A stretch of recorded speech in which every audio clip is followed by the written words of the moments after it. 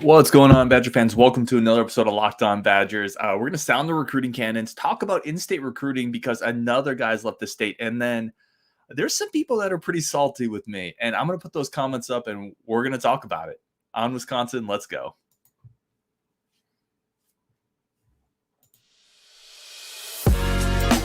You are Locked On Badgers, your daily podcast on the Wisconsin Badgers. Part of the Locked On Podcast Network, your team every day. What is going on, everybody? Welcome to Locked On Badgers, your team every single day. I'm your host, Ryan Herrings, as always. Thank you so much for tuning in. I really do appreciate it. Today's episode brought to you by FanDuel, the official sports betting partner of Major League Baseball. All right, let's talk about it. First, we have to start here. We obviously had some news break over the weekend, and that means we got to sound those cannons. Fire the recruiting cannons. Another one is headed to Madison on Wisconsin. Okay, so let's talk about it. Gideon Ituka, running back, 5'9", 220 pounds, has committed to University of Wisconsin. He committed over the weekend. This one's really interesting. Let's continue talking about the particulars of Ituka. So 247 composite 3-star, kind of a mid 3-star. The way you hear some people talk about him, it's like a 2-star 82 ranked commit with no offers, right? I felt like the fan vibe of Ituka, and it's probably because of who else they're on, right? Let's face it, the Badgers are on Dylan Jones, they're on Dupree, they're on these, human highlight reel type guys that are super projectable and exciting and have great offer lists and are 4 stars. And Ituka kind of, it's like if you go to the supermarket, right, and you have these 2 soft drinks in incredible packaging, and then you got everyone's got like the Sam's Club, and people are just focused on the marketing of the other 2, and you don't really want the Sam's Club, but the Sam's Club's fine. It works. It's a successful brand, so I really don't hate this pickup. And I said this before he committed. This is not me coming on the show and saying, well, they got him, so I like it, right? For a while, I've really been kind of intrigued here. Let's also talk about the offer list. You're talking about Tennessee reportedly offered, right? That's a big time offer. Boston College, Maryland, Syracuse, those are all legit Power 5 programs. One of the things with the receiver room, and I've talked about this a lot, and again, so this, if you're an everydayer, this shouldn't be new. I've talked about it a lot, that I love the fact that the Badgers, Phil Longo, Luke Fickell, they've stacked the receiver room in places like that with a bunch of different types of weapons, right? Different types of big receivers, physical receivers, a slot speed guy, Tretch, a lot of players that are different. They can win in different ways. And if you have a smart offensive coordinator, if you have a smart coaching staff, they can utilize different types of players. And to me, this is a different type of player. This is a different type of running back for this running back room, because look at who's in the room, right? You have KD Akamelli, who's kind of a taller, athletic guy. You have Nate White, who's going to be just a menace in space. Ituka brings something different. And what have people complained about with Phil Longo for the longest time? Red zone offense. Well, in Ituka, you have a 5'9", 220-pound battering ram, right? Really good feet, agility. I thought he's really interesting in between the tackles. He can kind of make one cut and go. Not the fastest guy. He's not here for that, is my point. You're not putting Ituka on the field, giving the ball at your own 30-yard line and expecting a 70-yard, explosive play. He's not that. But what he is he can be a guy on 3rd and 2 when you need to get physical and pick up a tough yard against Iowa on the road in bad weather. He can be that guy, because Nate White can't be that guy. I don't know if KD Akamelli can be that guy, right? I don't know if Dupree can be that guy. I don't know if Dylan Jones can be that guy. So this just gives you a different weapon, a different tool in the tool belt, a different type of skill set. And I trust Luke Fickell and Phil Longo to be able to utilize different types of guys. So I'm curious where everyone's at, but I really kind of like this commitment. I think it's different, and I think different is good. Different is valued. He can give you something unique. And if all he is kind of, I don't want to say depth piece. Depth piece sounds derogatory, but if all he is good depth and a guy who can come in and be a situational short yardage back, goal line guy, give you some quality carries in the middle of a game, in the middle of a season, that's a win. That's a win from a scholarship standpoint. So I'm excited about it. I think it's a good commitment. I'm excited how this staff will use a guy like this. I trust that. Listen, Phil Longo has talked about he's moldable. Phil Longo will move to where the talent is, right, and he'll adapt to the talent he has. I think he's a good get. I really do. I understand where people want Dupree and Dillon. They want the higher ranked guys, but sometimes you have to find good fits and you find different skill sets. Let's get into some comments here. I want to start with this one. Listen, I generally, again, I read just about every comment that comes up. I generally try not to put, I don't even want to say disrespectful comments up, but sometimes people just get really salty. And this one's from Eric Buchholz. Why do you call yourself a daily podcast when you do not even do a weekend edition with a new recruit? Not on vacation from your last few podcasts. Looks like locked on liars to me. That's from Eric Buchholz. Listen, I don't even know where I want to go with this one. First of all, thank you for listening when you do, for making the comment, Eric. Just be kind to people, man. You don't have to be disrespectful. Reach out to me. I've had a busy weekend. It's a Father's Day weekend. So I apologize. I didn't get this podcast out immediately after it happened. We do a lot of shows, and for the most part, I feel like we do a very good job, myself, Justin, and Rajiv, with being pretty timely, but I'm sorry. It was a Father's Day weekend. I will strive to do better next time. Speaking of which, I'd be remiss if I didn't wish every single person watching the show who's going to listen to it a happy Father's Day. If you are a father, I hope it's incredible. If you have a father in your life that has been, a great figure for you, I hope they had a great day. So happy Father's Day weekend to everybody listening. I know I had a great time with my kids, so that's very important. All right, let's talk about running back recruiting now. So you have Ituka in the fold, and it's been reported for a long time that you're going to get one more, right? It's going to be a true running back class. I just want to say I am not so sure of that. Here's the thing. I do not see this staff turning away a Dupree or a Jones. I just don't. I don't think they're going to look at it and say, oh, well, we have Ituka in the fold. I'm not going to take this 4-star running back that we've been in on for a long time. That could be true. People in the know, a lot of people seem to think that's true. I have a hard time thinking they would turn away Jones or Dupree or stop recruiting either of them. I just don't think it's likely. I think it's more likely Jones and Dupree don't want to be in a class with 3 running backs, right? So I think you get one of those two for sure. And if you have a class of Dylan Jones, Darian Dupree, and Gideon Ituka, that's a good running back class. That's a really good running back class. And you need it. You need 2 backs in this class because what's happening going forward, Braylon Allen off to the NFL, right? Ches Malusi is going to graduate. You need to bring in multiple bodies this class. And with Ituka, you get that first domino out of the way. I really like it. Let's get some comments here. Tyler Romaine says, let's go. What's up, Tyler? Cold Stone says, Ryan, will you guys ever go live for a game this year? I feel like that would be cool. I would love to. And Cold Stone, thank you for jumping in the show today. You've been listening for a while, and I really appreciate it.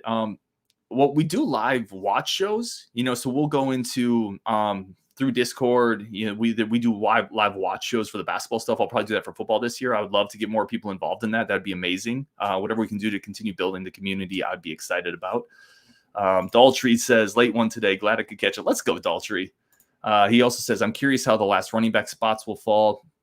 Yeah, I think it's going to be Jones or Dupree, and I think it's going to be a 2 running back class probably, but I don't prescribe to the thought that they're going to turn away either of those dudes, because why would you, right? You can't turn away blue chip talent like that, because you never know what's going to happen in a year, in 2 years. So I just don't think they would turn away both of those guys if they had a chance to get them. Daltrey says, do we get 3? Yeah, I think if they could get those 2, they would. I really do. Kendrick's in the chat. What's up, Kendrick? Over at Badger Notes. He's a good dude for sure. Jake Mayer, another great Badger content creator. The Late Show with Ryan Herrings. Listen, I'm a night owl. This is 12:21 a.m. my time. But I love being able to talk Badgers. I love being able to interact with you guys. So it's a blast for me. Geeb says, I hope Fickell takes Jones and Dupree and just goes with 3 running backs. I agree. Geeb, man, I agree. Why in the world would you take Gideon Ituka right now with both of those big fish in the pond, sniffing at your lures? Why in the world would you take him and say, no, we're not taking either of these other guys? I don't think that's the case. Now, again, I think it's very possible that those other players don't want to be in a 3 running back class. That makes more sense to me, but I think the Badgers would take both. I think the idea that they want in is a little bit of smoke, maybe a way to create some pressure, right, on Dupree or Jones to, hey, you better commit. We're only going to take 2. Like that's recruiting. That's not weird. That's not shady. That's recruiting. That's selling a spot. And I think that's very likely what we could be seeing here. All right, let's keep going. Let's pause here, take a quick break for our friends of the show, and then we're going to come back and we're going to talk about Nathan Roy going to Minnesota. How are we feeling about that, Badger fans? How are we feeling about in-state recruiting? How do we feel about it's interesting? Let's talk about it coming up next. But first, we got to take a quick break for our friends of the show over at FanDuel. FanDuel is the number one sports book in the country. It's what we use. It's where we go to, and it's really what you should use too. So FanDuel.com, number one sports book in the country. And now if you're doing it, baseball's going on. I know basketball ended, but listen, I'm going to be going to FanDuel, putting in some futures bets on the Suns. They just picked up Bradley Beal.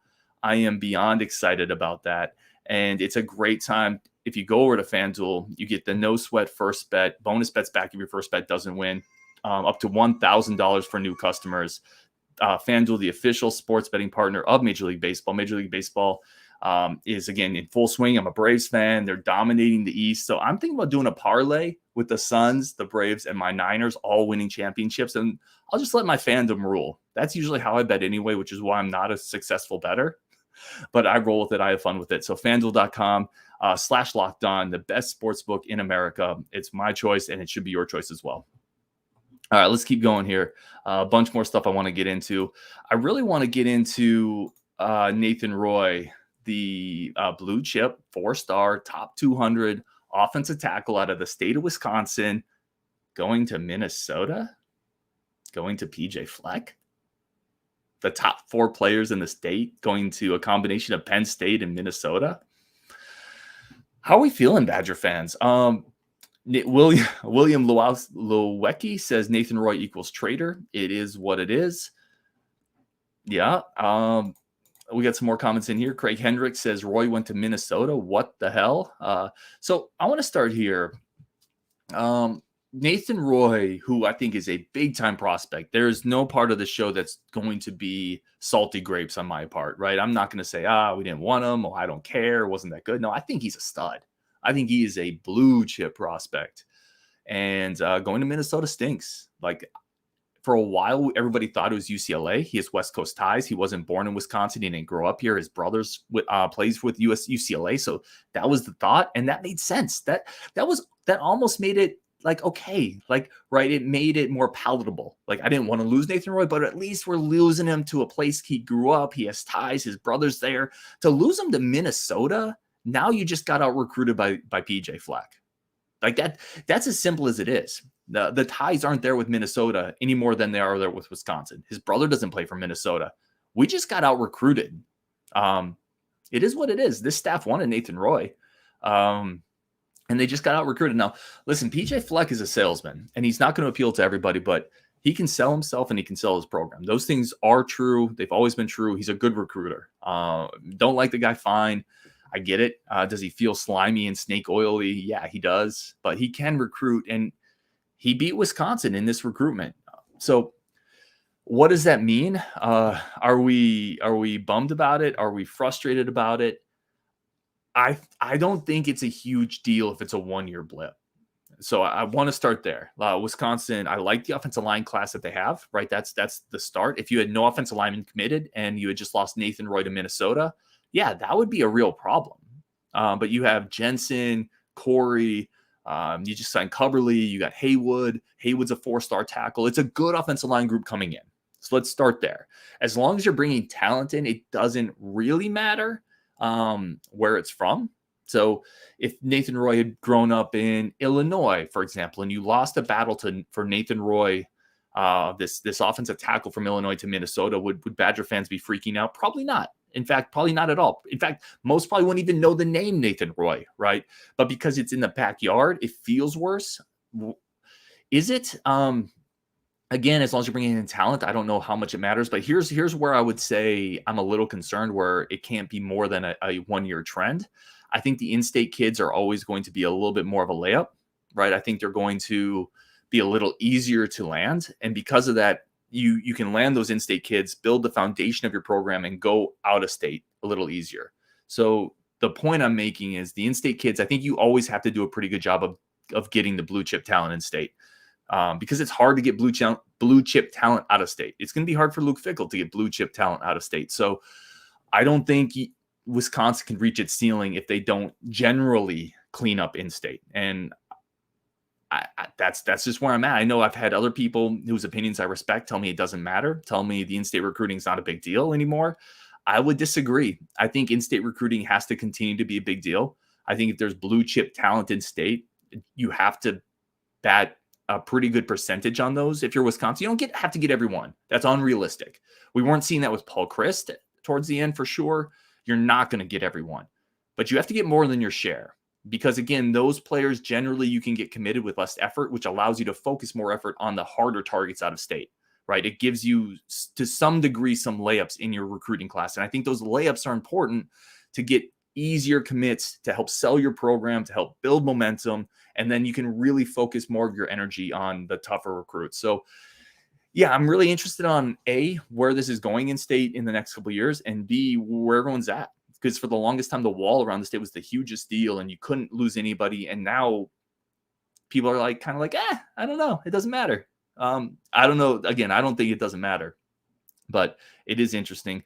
Daltrey says, you can't get every recruit. You never know how high he was on fixed list. World of Rock says, primetime show here in Arizona. Hey, some people in Arizona out there. I love it. I love Arizona. As good as the show is, I respect your Father's Day weekend priorities, kids over content. I would think so, but not for Eric Buchholz. Eric was upset I didn't drop a show yesterday. Jake Mayer says, stinks to see a guy of his caliber go to a rival, but the staff will turn it around in 2025. Seeing a little too much panic about the wall around the state crumbling. Not that big a deal. Yeah, and that's a really interesting comment. And Jake, thank you for jumping in with this. I also don't think it's a huge deal, right? I want to be very clear on this. I don't want to paint this into, and I'm right here with Jake on this. It stinks to go to see a guy of this caliber go to the rival. Yep, check, agreed. Staff will turn it around 2025. I'm a bit wait to see on that one, but I think it's probably likely. And then his next point about a little too much panic about the wall crumbling, I would agree with that. I would agree. It's year one, right? So to me, this is fine if it's a kind of a 1-year blip. I don't think you can continue to lose the top 4 or 5 kids in state every year if they're all blue chip talent, though. So I'm interested to see where it goes, but I would agree with Jake. I don't think it is a disastrous thing right now. Like I wouldn't worry about it too much. I really wouldn't. I think it's something to note. It's one of those things where all trends start with a single data point, right? All trends start with a single data point, and it's something you mark, you look at, you annotate, and you think about, but you don't react to it until you see multiple data points. So it's okay to file this way in your brain and say, yeah, okay, that's kind of weird. Losing the top 4 players in state for whatever reason you did is kind of weird. But let's not overreact to it until we see multiple years of data points. And I think that's fair. All right, let's keep going here. Bunch more comments. Chell, hey, what's up, my friend? Tuning in from Florida on vacation. Let's go. Where are you at in Florida? I used to live down there. Let me know, man. I would love to know. I hope you have an incredible vacation. I had spent a lot of time in northern Florida. In fact, I got carjacked in northern Florida, funny enough. I'll tell you what street to avoid. That was not a great decision by me. Justin says, I used to drive a FedEx route that covered the Shell Lake Baronet area somewhat close to Cumberland. Let's go. Everybody, all the everydayers that listen to this show know my love for Cumberland. It's where I grew up, the greatest small town in Wisconsin. Somebody proved me wrong, but I don't think you're going to. So, Justin, I really appreciate it, man. Let's keep going here. Ted Hagberg says, love the show. We are kicking Minnesota for basketball recruits. That's true. Listen, they may have come in and taken a football recruit, but we are absolutely destroying them in the basketball side for sure. All right, I'm going to take a quick break here. We're going to come back a bunch more of your comments, including some more people kind of salty with me, some more people disagreeing with my takes. Let's go. We're going to talk about that next on Locked On Badgers and why am I really an Eeyore? Because people are saying I'm trying to be a little too contrarian. I want to talk about it and break it down coming up next on Locked On Badgers. But first, we're going to take a quick break for our friends of the show and a quick break to say thank you so much for tuning in. All right, coming back again. Just want to say thank you to everybody for tuning into the show. Everybody listening live. Everybody's going to watch us later. You guys are amazing, and I cannot tell you how much I appreciate allowing us to be a very small part of your day. Once again, want to reiterate for all of the fathers that are listening. I hope you had an incredible Father's Day. Sometimes fathers don't get quite as much love as Mother's Day, right? Mother's Day will come, and you'll get like fireworks and massive celebrations, and sometimes Father's Day comes, and you'll get an advertisement on TV like, yeah, you got to be better, right? I'm just here to say I appreciate all the fathers in the world that are out there grinding, doing the best they can do. Thank you so much. I hope you have an incredible Father's Day weekend and get all the love and respect you guys deserve. All right, let's keep going here. I got some comments I want to bring up. People talking about the show or thoughts here and there. We did a great show. I had a lot of fun with it with Rajiv talking about will the Badgers win a national title in the next 10 years? A lot of feedback on that one. This is from Timothy Palm. A title would be cool, and that's Fickell's goal. Things could realistically fall into place this year, 2023, for a playoff appearance. Tell me why Wisconsin won't be 7-0 when Ohio State comes to town. Listen, I should have had Rajiv on to answer this question. I almost want to play the Believe with Rajiv soundbite, Timothy. First of all, thank you for the comment. Really do appreciate it. Can the Badgers be 7-0 when Ohio State comes to town? And by the way, Ohio State's coming to Madison. Going to be a primetime game. If Wisconsin is 7-0 when that happens, boy, they're going to be ranked highly. Ohio State's going to be a beast. Yeah, I'll tell you why Wisconsin's not going to be 7-0 when Ohio State comes to town. It's going to be because they're going to drop a game to somebody. I think it's so hard to replace your entire coaching staff and a huge amount of your offensive roster and say, okay, don't drop a random game right there. As much as we want to talk about Luke Fickell is a great coach and a great game day preparer, and he is, and Phil Longo has a great offense and he'll have players ready to go, and he probably will. There's still going to be a learning curve. It's really hard to go 7-0 with a brand new staff. So that is why I would say they're not 7-0, but they would not be shocking. The schedule sets up for it, Timothy. So listen, if Wisconsin is 7-0 and Ohio State comes to town, that game is going to be enormous, and I cannot wait. I'll be so stoked for that. John Berger says, we love you, Ryan. Oh, thanks, John. I need to find you a cooler hat than just a backwards b-ball cap. John, this is fashion right here, right? Come on. Listen, for you, I'll flip it around. We'll go forwards. Craig Hendricks. Yep. Stewart went to Michigan. It was a good hope. Yeah.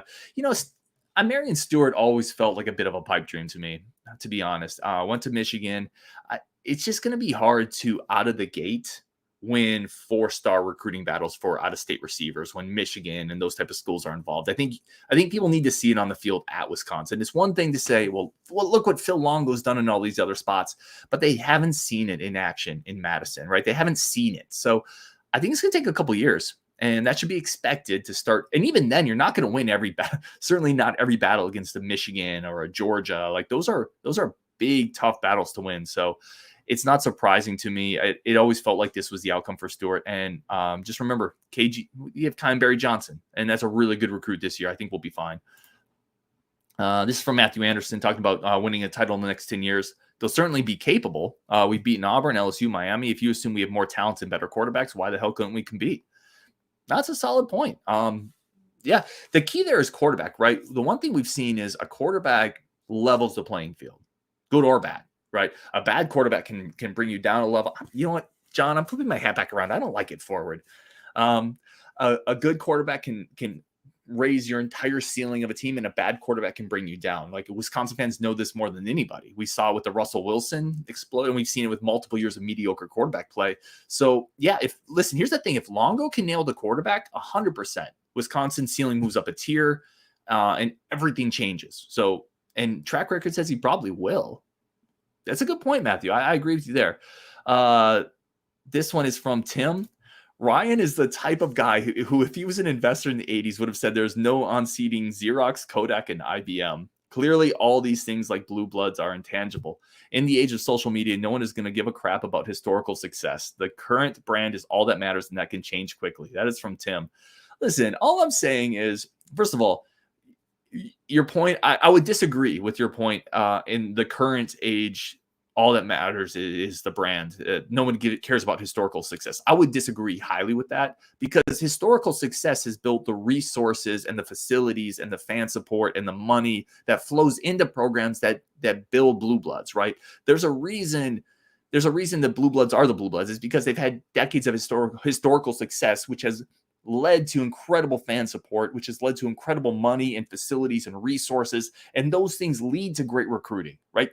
So yeah, the current brand matters, but the current brand is built off, to some degree, historical success. And Wisconsin's in that boat too. Wisconsin's had decades of historical success. They don't land Luke Fickell if they haven't had that. So don't tell me historical success doesn't matter, because they're not landing Luke Fickell if they haven't had the historical success.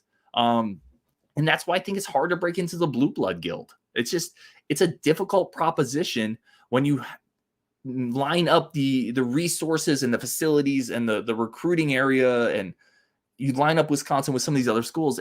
They don't line up perfectly. It's difficult. So Tim, as always, man, I appreciate the comment, and I love disagreeing with people respectfully. I think we all get smarter for it. But again, on this one, I would disagree. I think historical success still matters quite a bit. This is from, I don't know who this is from. Sorry, this got cut off, but it said, to be the next Clemson, Wisconsin needs to go on a Clemson-like path.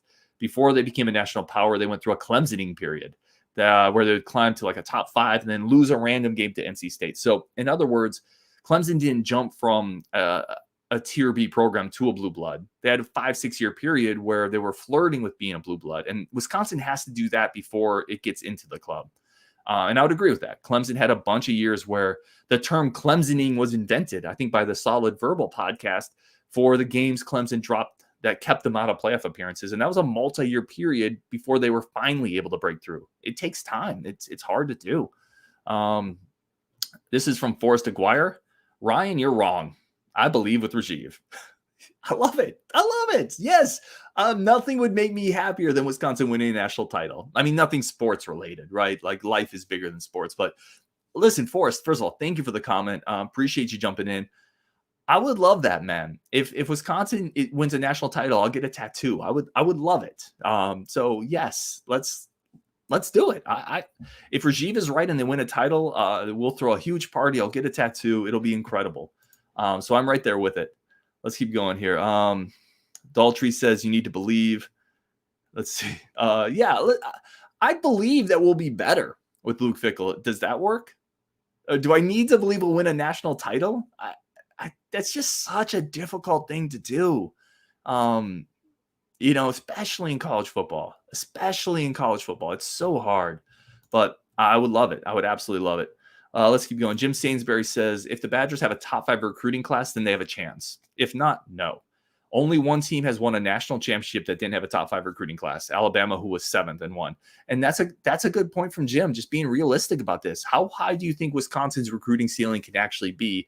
And if you don't think they can recruit at a top 10 level, then they're probably not winning a national title. Like that's just the gist of it, right? And that's kind of where I'm at too. So Jim, I appreciate the comment. This one's from Bear One. New nickname for Ryan Eeyore Herrings. Moon was not good enough. We don't have a pass rush. The defense will fall off, and we can't win a national title. Contrarian. Oh, man. People are just salty with me. I got the comment from Eric Buchholz calling me locked on liars because I didn't do a show on Saturday. I got this comment here. First of all, Bear One, this is great, though, because this isn't disrespectful. This is just, again, I love comments like this. Let me start here. I want to talk, because I don't think most of this, you're mentioning in your comment that this is contrarian, the show needs a contrarian. I don't think most of this is contrarian, right? We can't win a national title. First of all, I never said we can't. I said I don't think we will. I did say that Luke Fickell at least generates enough positive momentum that we can be in the conversation to win a national title. So I never said we can't, right? I would start there. I don't think it's likely. I will say that. Your next point, the defense will fall off. It will fall off, right? No, listen, fall off doesn't mean it's going to be bad. I've never said the defense will be bad, but look at statistically Wisconsin's defensive rankings for the last 5-6 years. There's what were we, like 11th or 12th last year? Were we number 1 the year before that? Number 4 the year before that? Just look at the last several years under Jim Leonhard. And if Wisconsin doesn't feel like the 8th best defense in the country, that will mean the defense has fallen off. Now, it could fall off to 20th and still be a really solid defense, but it's going to fall off a little bit.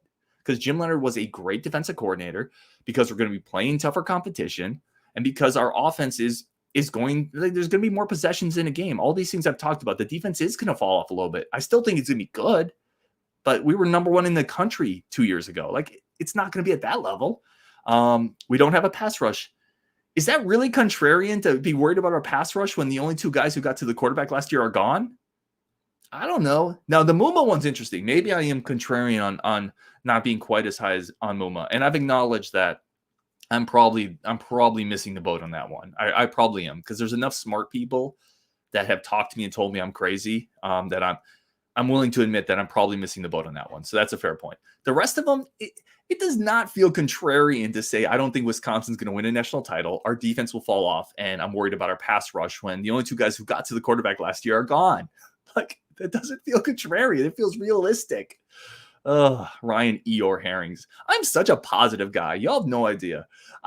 In real life, I get accused of toxic positivity. I'm like that guy who someone will be like, oh, I got carjacked. And I'll be like, yeah, but did you meet any nice police officers filling out the paperwork? That must have been cool. Like, I am ridiculously positive and optimistic in my real life. Let's keep going here. Jake Iannaro said, off topic, but have you ever looked at Coach Fickell's high school wrestling record? I have. Talk about a competitive guy. Yeah, I think that's great. I think it allows him to relate to athletes too in a certain way. I think that's fantastic. I definitely agree. Zach Bart says, Luke Fickell definitely raises the floor almost immediately, but how much he and his staff can raise the ceiling will take time to fully see. Yeah, I think that's a really fair point from Zach. I think the floor is raised, but we don't know what the ceiling yet. I think it's higher than Fickell for sure, but how high? Is it national title high? That's the question, and that's where I'm a little hesitant to jump fully into the deep end. Rio C said, Jim's defense played bad against good teams like Ohio State. Not every year. So Rio, certainly some years, for sure. I would point out that most defenses play bad against Ohio State too, right? Most defenses don't hold up against Ohio State. Look at what Ohio State look at what most championship caliber teams do to other championship caliber teams in the playoffs. It's not 1994 anymore. Nobody holds Ohio State to 17 points. We've had a couple recent Big Ten title games with Ohio State where they didn't completely manhandle us. I don't know. I tend to think most teams play poorly against Ohio State on defense. Mike says, looking forward to seeing Metoyer next year. I don't know if you're going to see him next year. He's a huge commit, though. Like, Mabry is a huge commit. So that it's a great commit. Yeah, Mike. And I appreciate you jumping in for sure. The quarterback room next year is going to be incredibly interesting. Like, this year feels like a prelude before the storm, right? Because we know Tanner Mordecai came in with a job and there's really no pressure on everybody else. Obviously, we've seen Braden Locke perform well, but next year, man, Cole LaCruz is going to be healthy. Braden Locke will be in the system for a year. Metoyer will be coming in. You'll have Nick Evers. Next year is going to be wild. That is going to be a wild quarterback battle. Murph, love Murph. I'm late to the party tonight, but give me Haywood over Roy any day of the week. I don't know if I agree. Now, listen, both, yes. Both are huge gets. I love the Haywood get. So I'm not – Roy has kind of unique athleticism, but you have to project a little bit more with him. Haywood, you can tell, is already more of a finished product. Haywood's probably safer. Roy may have a little higher ceiling, in my opinion, but I'm not an offensive line coach. I don't want to pretend to be. I think Roy is a national level recruit to me, but so is Haywood. I think both are in the same kind of tier. Maybe that's how I would say it. I think both are in the same tier is how I would say it. And honestly, I wouldn't be that annoyed if Roy had just gone to UCLA. Seeing him go to Minnesota, ugh. Right? Oh, ridiculous. Rio C. Fit could have went anywhere and chose us because he believes this is his best chance to win. That's a fair comment. Yep, that's 100% fair comment. We have to see if he's right. I mean, him believing he can do it at Wisconsin is not the same as him doing it at Wisconsin. But Rio, that is a incredibly accurate point. I would agree with that. One more comment here. Steven Seibert. I apologize if I mispronounced that. I think we need to give it some time before we can truly believe in this team. As long as they can succeed at a steady pace, then you got something to believe in. It all just takes time in the end. Yeah, I think that's, again, fair. It's just so hard as a fan base, right? the fan bases get really amped up when a new quarterback comes in. And then on top of it, you have a new hotshot coach come in. And then on top of it, you have a new hotshot offensive coordinator come in. It's hard to rein in the enthusiasm. And I'm right there too. Like, I'm a fan first and foremost. So I get that. It's hard to rein that in. But yeah, I think some time is prudent, and I think it's probably fair. Let's go, Mike. Any gut feelings on Dupree? My gut feeling, Mike, is I think Dillon is probably the more likely. It just feels like Dupree's dragging it out a little bit for some reason. I think Justin and I have talked about this. That would be my gut feeling. But I think Wisconsin ends up with one of them, and I think it's more likely to be Dillon, in my opinion. But we're going to find out. I do think they land one of them, and both of them are 4-star level backs that are very unique. So I'd be good with either. I would love to get both. Let's be greedy, and I don't think the staff would turn it down. Anyway, let's wrap that up there. Really do appreciate everybody tuning. Oh, hold on 1 second. Oh, I thought I saw a weird comment pop up from somebody I knew, but no. Anyway, appreciate everybody tuning in. Kyle, Mike, Jake, Murph. We didn't get to every comment, but I do really appreciate everybody on Wisconsin. I hope you all have had an incredible Father's Day for all those fathers out there. On Wisconsin, we're going to talk again tomorrow, and let's go.